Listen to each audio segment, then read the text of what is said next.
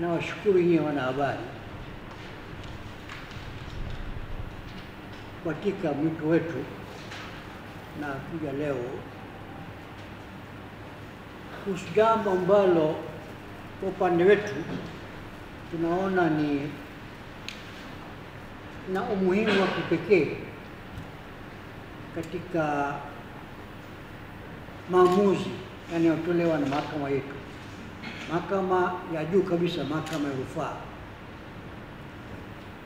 Maamuzi ambayo yalitolewa jana ya kesi hiyo ambayo ndugu yangu hapa ameeleza vizuri, mimi sitarudia. Kwanza kabisa nianze kupongeza jopo la majaji walioamua kesi hiyo. Sio kawaida sana kupongeza mahakama na kutoa uamuzi, lakini kwa profesa mwandamizi kama mimi nafikiri naweza nikafanya hivyo, hasa kwa sababu uamuzi wa jana kwangu mimi binafsi ilikuwa ni faraja mkubwa sana. Katika ualimu wangu wa karibu miongo minne, nimewafundisha mawakili wengi sana wa pande zote mbili, wakili wa serikali na mawakili binafsi, na pia baadhi ya majaji wa mahakama kuu na mahakama ya rufaa. Kwa hivyo naposikia uamuzi uliotolewa jana au uamuzi kama ule, inanipa faraja kubwa sana.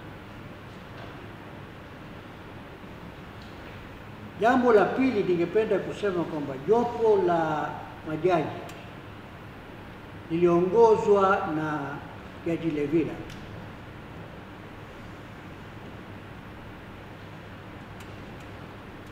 kwa kiasi fulani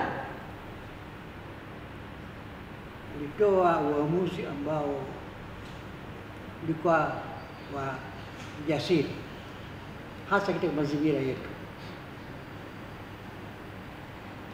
Uamuzi kama ule hatujawahi kusikia katika miaka zaidi 10 sasa. Kutokana na sababu mbalimbali ambayo sitaingia kwa sababu nitaambia sasa unaingia kwenye siasa.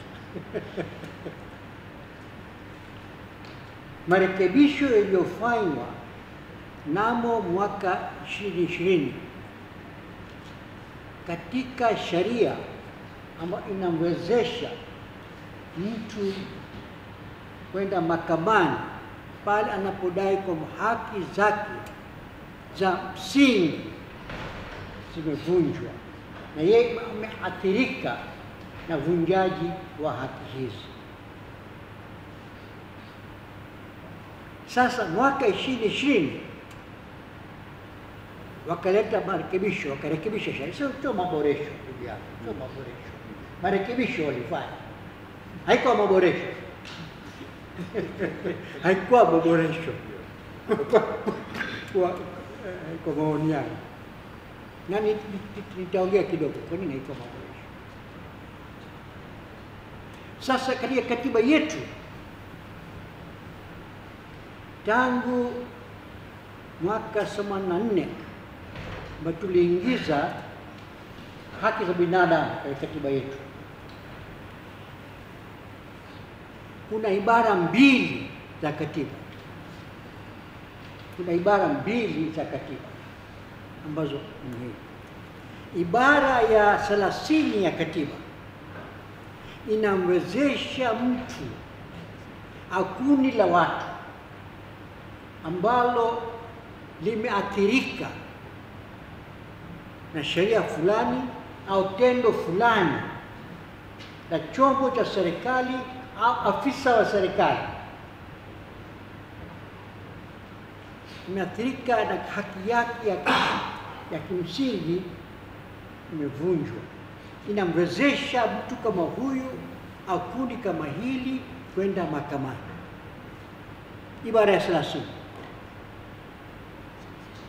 anapoenda mahakamani, madai yake kwamba kwanza anaonyesha kifungani, ibara gani ya katiba imevunjwa, moja, na pili, jinsi gani yeye binafsi ameathirika, yaani maslahi yake sawa yameathirika. Tuko pamoja? Ibara ya 30 ambayo tumekuwa na kesi nyingi tu za kikatiba zinaenda mahakamani chini ya ibara ya 30. Sasa tuna ibara moja katika katiba yetu ambayo kwa maoni yangu ya kipekee kabisa, ni ibara 26, ibara ndogo ya pili. Ibara 26, ibara ndogo ya pili. Ibara hii inasomeka hivi: kila mtu ana haki, kila mtu, sio kila mwananchi, kila mtu ana haki kwa kufuata utaratibu uliowekwa na sheria kuchukua hatua za kisheria kuhakikisha hifadhi ya katiba na sheria za nchi. Kila mtu ana haki ya kuchukua hatua za kisheria ili kulinda katiba na mfumo wa sheria tulionao, kuprotect. Hapa hakuna swala la kuathirika au kuwa na maslahi binafsi. Haki hiyo sio haki ya mtu binafsi, lakini haki ya kuwezesha huyu mtu, haki ya kuwezesha huyu mtu kutekeleza wajibu wake wa kijamii, yani public duty. Sawa? Ibara 30, unapoenda mahakamani, haki yako binafsi imevunjwa. Katika ibara hii, haki uliopewa ni sio kwa sababu maslahi yako, sio kwa sababu maslahi yako. Ni haki uliopewa ni wewe kuwezesha wewe kutekeleza wajibu wako wa public duty, kuhifadhi katiba. Na chini ya ibara hii hao wenzangu watetezi wa haki za binadamu walikuwa wanaingia mahakamani kupinga sheria mbalimbali au vitendo mbalimbali ambavyo sheria hizi na vitendo hivi zilikuwa zinaathiri umma kwa jumla au sehemu ya umma. Wao hiyo hawakuwa na maslahi nayo. Tuko pamoja? Naweza kuuliza maswali. Labda nitoe mfano itakuwa wazi. Tuseme tuna mgodi wa dhahabu kwa sehemu za Mara au Geita. Sawa? Sasa mgodi huo unatumia mercury katika kusafisha dhahabu. Mercury unahitaji Kiswahili. Zebaki. Mercury, sawa? Mtaangalia dictionary hiyo. Sasa inamwaga mercury hiyo katika mto. Sasa watu wana kijiji wanaotumia maji ya mto huu, watoto wanaogelea, wanatumia maji ya mto huu kunywa, wanaathirika na hiyo maji. Sawa?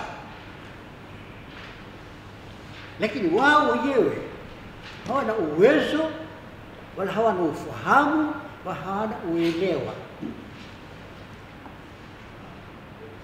bakupinga jambo hili. Zaidi labda wanaenda kulalamika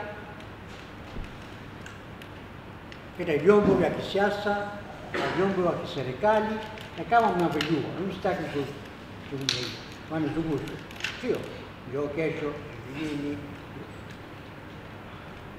hawana habari kwamba haki yao ya msingi kuishi maisha inavunjwa. Haki yao ya kuishi tu inavunjwa. Sasa katika hali hiyo, tuseme mhadhiri wa chuo kikuu ameguswa,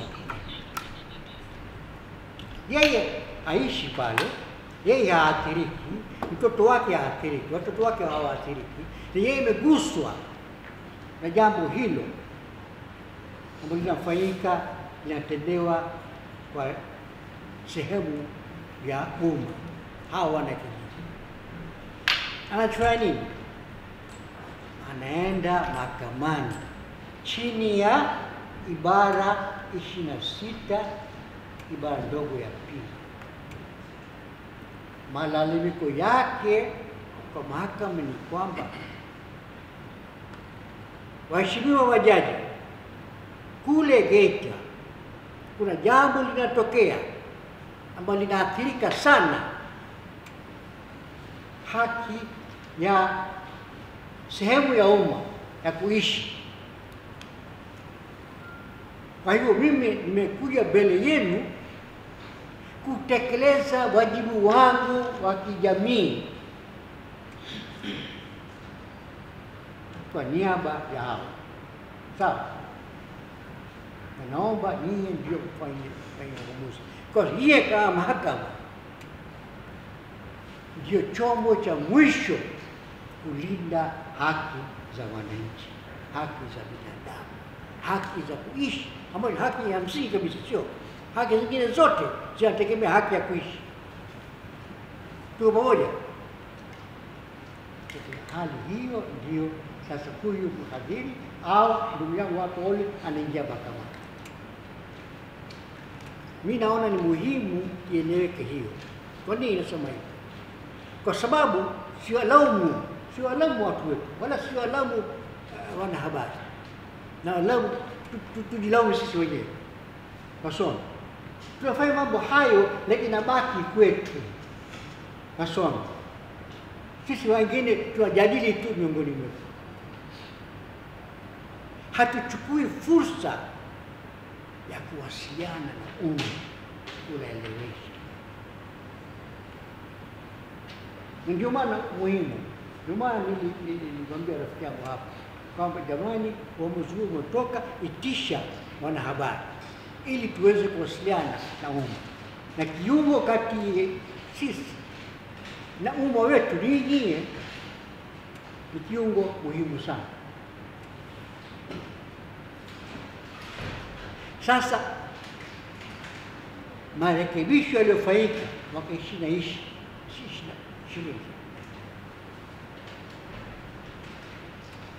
kwa njia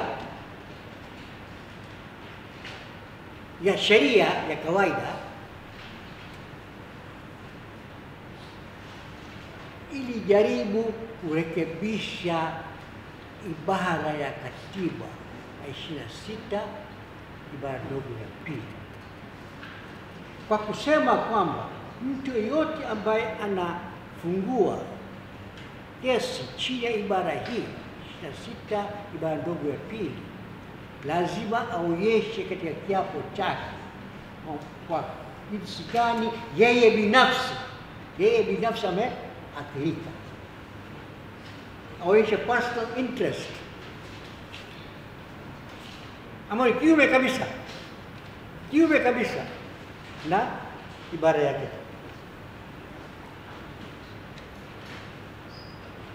Kwa hivyo kwa kweli wanafuta Marekebisho haya yakafuta tofauti kati ya ibara 26 na ibara ya 30. Tuko pamoja? Na ilipitishwa na Bunge, na ikiwa kama tunavyojua sheria zote zilizopitishwa na Bunge, sheria hizi tu zinatoka kutoka serikali, ndio zinaletwa mbele ya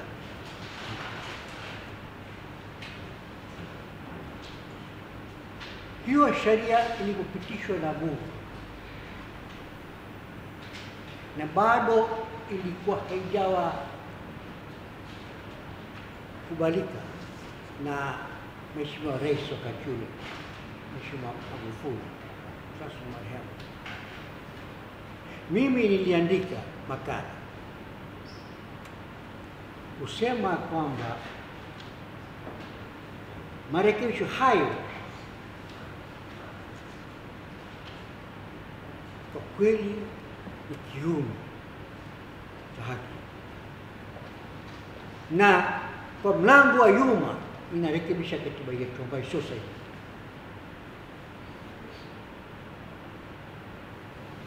Na nilikuwa na matarajio, sio kwamba nilikuwa na matumaini kwamba labda Mheshimiwa Rais hata sign. Of course kesho yake amesign, ikawa sheria. Ndio sheria tuliyokuwa tunapinga mahakamani, sawa. Wakaenda Mahakama Kuu kama inavyotakiwa kwa taratibu. Mahakama Kuu ikatupilia mbali kesi yao, wakakata rufaa.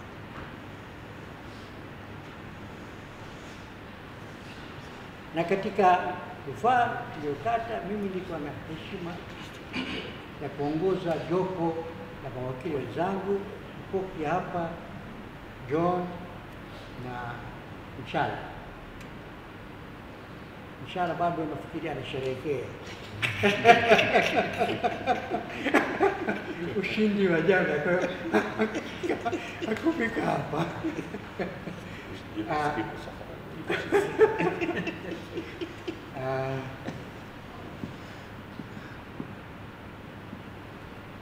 Jambo la pili katika marekebisho haya ambayo pia ni muhimu sana ni kwamba unapofungua kesi mahakamani, kwa mfano kwa jambo limetokea,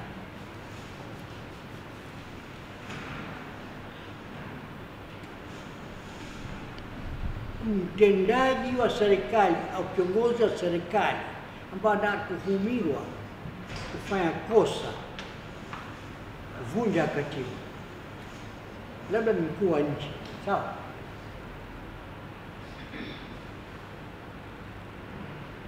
Kwa unafanya nini? Kabla ya marekebisho haya, unafungua kesi Mahakama Kuu, unamtaja mtu ambaye alitenda kosa lile, ambayo ni mtu wa serikali, kiongozi wa serikali, katika kufanya shughuli zake za kikatiba, akafanya kosa hili, sawa. Unamtaja yeye kama mkuu wa nchi, unasema kabisa Rais wa Jamhuri ya Muungano wa Tanzania, na unamtaja wakili mkuu, mwanasheria mkuu wa serikali, Attorney General. Ndio kawaida kabisa. Mwanasheria mkuu anakuja mahakamani kwa niaba ya serikali nzima, sawa. Lakini haki zake unazopeleka mahakamani lazima zitaje nani ametenda kosa hili. Unamtaja yule kosaji pia, ama ni taratibu za kawaida za kimahakama, tunaita proper party na necessary party. Mwanasheria mkuu wa serikali anakuwa pale kwa mujibu wa sheria, sawa. Proper party ni pale kuonyesha nani ametenda kosa. Sasa marekebisho haya yakafuta hii, nasema kwamba badala ya kushtaki huyu kiongozi wa serikali, utamshtaki mwanasheria mkuu peke yake. Tuko pamoja? Kwa sasa kule katika kichwa cha habari hata kama hatukana kabisa Rais wa Jamhuri ya Muungano wa Tanzania, huku unapozungumza kwa hati zake utasema Mheshimiwa Rais alifanya jambo fulani fulani fulani. Sasa itakuwa sasa mahakama inakwambia sasa huyu ambaye unamtaja kwa hati zenu hayupo mahakamani. Sasa nataka nifanye nini? Siwezi kumhukumu bila yeye kupewa nafasi ya kusikilizwa, sio? Wala siwezi kutoa amri dhidi yake kwa sababu hayuko mahakamani. Naona hiyo ambayo ni sheria ilikuwa ni 7 ilikuwa ni absurd. Ingereza tunasema it was absurd. Okay? Tukasema tukaenda mbali kwamba hii inatoa kinga kwa hao waliotaja rais, makamu wa rais, nafikiri waziri mkuu, spika, jaji mkuu na kadhalika. Ni aina ya kinga kwa hawawezi kushtakiwa mahakamani. Sasa tukasema hii haifai. So sisi ni nchi, ni jamhuri, sio ufalme. Katika nchi za kifalme huwezi kumtaki mfalme kwa sababu yeye habanwi na sheria. Lakini katika jamhuri kila mtu anabanwa na sheria na katiba. Hakuna mtu ambaye ni juu ya sheria. Wengi wetu, vijana wetu, tukana na hawajui hiyo. Nilipokuwa nafundisha chuo kikuu, katika darasa langu la kwanza na vijana wangu wa mwaka wa kwanza, nilikuwa nawauliza, je, Mheshimiwa Rais anabanwa na sheria? Wengi wao hapana, habanwi na sheria. Yeye juu ya sheria. Mazoea.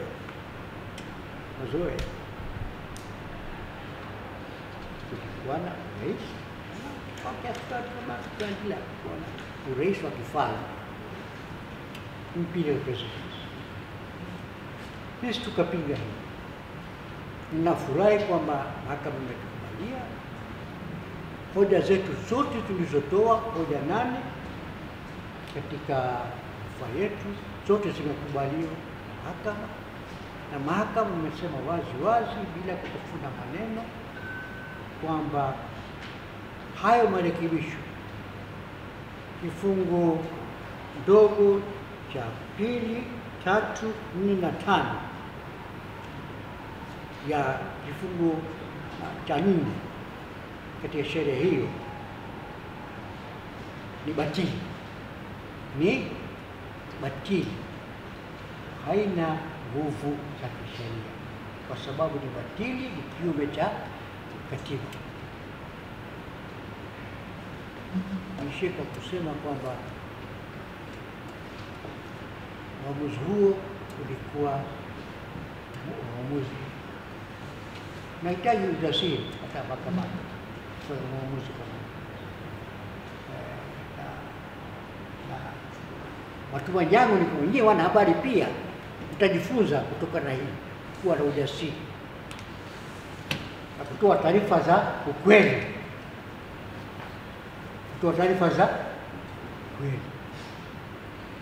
Asanteni sana. Niko kama kuna maswali tunaweza kuuliza. Sawa.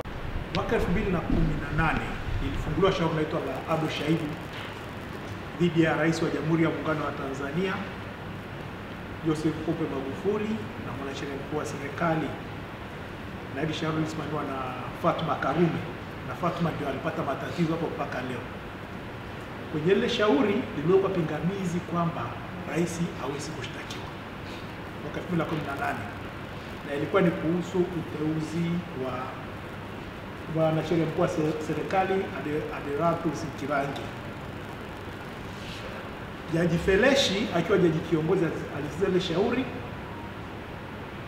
akakubaliana na pingamizi kwa sababu ilikuwa limeandikwa jina la John Pombe Magufuli, lakini akasema rais anashtakiwa. Miaka miwili baadaye, baada ya uamuzi kutoka tu, ilikuwa imefunguliwa shauri lingine la Zitto Zuberi Kabwe dhidi ya rais wa Jamhuri ya Muungano wa Tanzania pamoja na wengine, pamoja na mteja wangu alikuwa Profesa Asa. Nikaja pingamizi lingine kwamba rais ashtakiwe kwa sababu ashaipata kule kwa Feleshi. Mlacha akaandika hukumu akasema rais anashtakiwa kama mtu mwingine kwenye mashauri ya uwajibikaji na katiba. Wakati yale mashauri yanaendelea mahakamani, wakaenda bungeni, wakaenda kubadilisha Basic Rights and Duties Enforcement Act, ndio wakarekebisha kifungu cha 4 ambacho ndio profesa anazungumzia. Kifungu cha 4 ambacho kilikuwa kinafanana na kifungu cha 26(2) cha katiba, kinasema mtu yeyote anaweza akafungua shauri pale anapoona haki imevunjwa au inaelekea kuvunjwa, hata katiba yenyewe. Na pia unaweza kujitaki mtu yeyote, ilikuwa iweki ukomo. Sasa walipoenda kurekebisha ile sheria ambayo ndio mgogoro tuliokuwa nao, na asante sana Onesmo kwa kuendelea kusimama na ile shauri kutoka mwisho, kwa sababu tuliandaa plea wakati mgumu sana. Nakumbuka tuliandikia Mbezi Garden na baadaye tukawa ABC. Ilikuwa ni wakati mgumu sana tunafungua hii kesi kipindi hicho, lakini Onesmo alikubali kuweka jina lake pale. Kwa kipindi kile ilikuwa ni ngumu kidogo. Kwa hiyo ule uamuzi ule ndio ulipelekea, maamuzi haya mawili walipelekea kurekebisha Basic Rights and Duties. Kwa hiyo kuanzia hapo ndio maana usikike na shauri la Tanganyika Law Society, Legal and Human Rights Center, THRDC. Zamani kwa tulikuwa mashauri mara la uchaguzi, mara la watoto kupewa mimba, mara la nini, kwa sababu baada ya sheria kurekebishwa lazima uwe na maslahi wewe peke yako, pilipili ya shamba inakuashia nini. Yaani unapoenda kufungua shauri useme mimi nimeathirikaje. Kwa hiyo ndio ulikuwa ni msingi ambao ulikuwa umetengenezwa. Ina maana anaye hapa kuilinda katiba ni rais, jaji mkuu, ni speaker, lakini akiivunja ukatutaki mwanasheria mkuu wa serikali. Inawezekana. Hata kuandika hizo pleading proof ni ngumu sana. You are pleading against a person who violated the constitution au violated haki ya mtu, lakini humtaji, lakini unayemshtaki ni nani? Mwanasheria mkuu wa serikali. Kwa hiyo ni uamuzi ambao kwa kweli umetondolewa kwenye giza kwa watu ambao wanafanya public interest litigation, na nafikiri tutakuwa na mada hapa baada hapo, na kwa bahati nzuri nitaanza mimi. Huenda likawa ndio sehemu ya kuwekana sawa, labda wewe maswali zaidi ili muweze kuelewa. Je, kifungu cha 26 cha katiba kiko na maana gani? Na kitu ambacho kilikuwa kinanipa ugumu profesa, wao wananialika pia open law school kufundisha wanafunzi. Unaposema constitution is supreme, halafu unakuta sheria ya bunge yenyewe inapoka yale mamlaka, kwa kweli wanashindwa kuwaelewesha wanafunzi kwamba katiba ina nguvu kuliko sheria ya bunge. Kwa hiyo yale maboresho na marekebisho namba 3 2020, anachukua maneno ya profesa, maana alikuwa maboresho kwa marekebisho yalikuwa yanarekebisha kifungu cha katiba cha 26(2) kupitia mlango wa uani. Asanteni.